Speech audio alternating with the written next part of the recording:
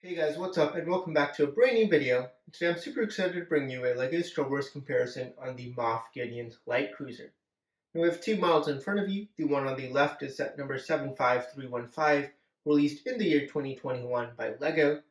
And on the right, we have my own custom mock build version of Moff Gideon's light cruiser, also built in 2021, and this was in collaboration and for a release for One Stud Customs.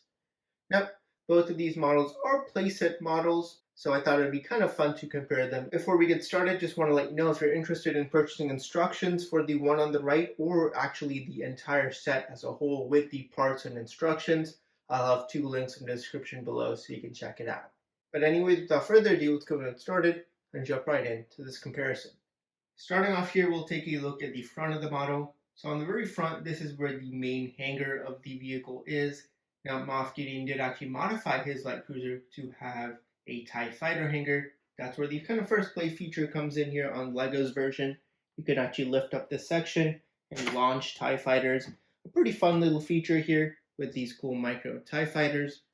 The one on the right, my mock version, that of course does not have that same feature, as it was actually designed kind of before the episode was released. Still, it is relatively detailed. You do have some kind of tiles on each side. Then moving along, you can kind of see some of the front plating here. The one on the left, you have a variety of kind of studded sections.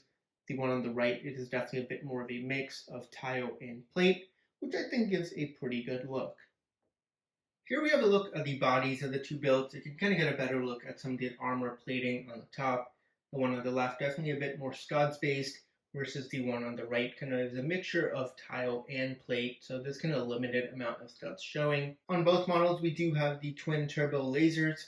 The one on the left, LEGO's version, does of course have a play feature where you have the spring-loaded shooters. When you press down, they do launch. So a fun little play feature versus the one on the right, definitely a bit more for show. Those turbo lasers are actually inspired a bit more by the UCS Star Destroyer turbo lasers. And then down the center, you have kind of the main stripe that just has, some detailing and elevation here. As you can see, the one on the right does have kind of some nice dark bluish gray tiling, just to kind of break it up and add a bit more detail. And then finally, on the top, you have the bridge of each of the two models. Now, the one on the left, definitely a bit more accurate versus the one on the right. It does actually have some nice sticker detailing, which kind of displays the bridge as a whole. The one on the right, the bridge is definitely a bit more smaller, maybe not as accurate, but it does have some nice detailing with the kind of plate or tile built windows. Alright, and now we get a bit of a closer look at kind of the side sections of each of the build. So the one here on the right, this one does have some nice detailing. Again, not too complicated here on the side with just some basic tiles and modified plates. You do again have the two twin turbo lasers. The one on the back here, again, has some nice detailing as well. Definitely some nice use of those gold brick pieces in light bluish gray. And you again have the nice twin turbo lasers there. These ones actually are movable, so that's kind of cool. So you can actually move these up and down. Then you have a nice detailing with kind of one of these armor pieces on the front. Here we have a look at the docking bays. Those are the circular sections right over here. Now they're pretty different in terms of their design. The one here on the right, my mock, does kind of use more plate built version with kind of plates and then kind of this armor section angling upward. This one is kind of using the Technic wheel piece with some nice slope detailing inside. And then that section is actually completely horizontal and doesn't really slope upward with the rest of the armor. And then finally, just a quick look at these back panel sections here. This one was actually probably one of the most difficult parts to design on this build, just getting that perfect angle so it's in line with the rest of the detailing. It kind of has a nice seamless look among all three of the armor plating sections. The one on the back does kind of employ the use of plates to kind of create that angled section moving upward. Alright, so here we have a look at the engines of the two builds. So again, this is where you can really get an idea of the scale of the two models. The one on the left here, my mock version, this engine pieces are made using the 4 of the quarter cylinders, versus LEGO's version is made using 2 of the half cylinders, 6 stud wide pieces. In the center, you do have again these angling sections for both of the models, which is quite accurate to what is seen in universe. And then finally, you can kind of get a better look at this back section over here. So it kind of angles inward. Similar design for both of the builds. And then you have the sloping, which leads to the main bridge. And overall, it looks quite nice, some nice details with some tiles and plates, and then some studs and grill pieces on the latter one. And you can again get also a look at some of the detailing for the back here with some of the greebling. And here are the two builds side by side, so you can get a bit of a length comparison of the two. So one thing that's interesting to note is the fact that the docking bay and before, that section is pretty much identical in length between the two models, but it's kind of this front section where there's really the difference between the two models, where Lego's version in the back is definitely a bit more shrunk down. The one here in the front definitely is a bit more of a longer front section, which I do feel is a little bit more accurate to the model in universe. And finally, we have a look at the interiors of both of the builds. Now, this is actually where both of these models differ quite a bit. Now, Lego's version, it's quite simple. You can actually take this entire section and just lift it up to reveal the interior. My MOC version, on the other hand, it's a bit different because to kind of have stability for the model, I couldn't really have that type of design where the entire top section lifts off. So I did end up doing a bit of a different technique where you can actually take this section here and it lifts up.